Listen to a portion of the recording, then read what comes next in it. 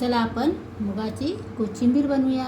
तर मी बॉईल करून मूग घेतलेले आहेत, काकडी बारीक चिरून घेतलेली आहे, टोमॅटो बारीक चिरून घेतलेले आहे, मिरची बारीक चिरून घेतलेली आहे आणि कोथिंबीर घेतलेली आहे बारीक चिरून. त्याच्यामध्ये आपण कांदा पण ॲड करू शकतो. चला तर मग आता बनवायला सुरुवात करूया. चला आता मूग टाकून घेतलेले आहेत. आता आपण ह्याच्यावर काकडी टाकून घेऊया. आता काकडी टाकलेली आहे, टोमॅटो टाकलेला आहे, 2 मिरची बारीक करून टाकलेली आहेत,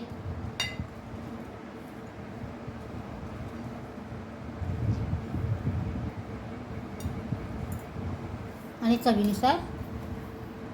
चवीनुसार त्याच्यामध्ये मीठ टाकायचं आहे. चवीनुसार मीठ टाकलेलं आहे. तुम्ही चाट मसाला पण टाकू शकता. आणि आता एकजीव करूया. आता आपण एकजीव करून घेतलेलं आहे आणि आता त्याच्यावरती भरपूर सारी कोथिंबीर टाकून देऊया. त्यालासुद्धाही एकजीव करून घ्यायचं आहे.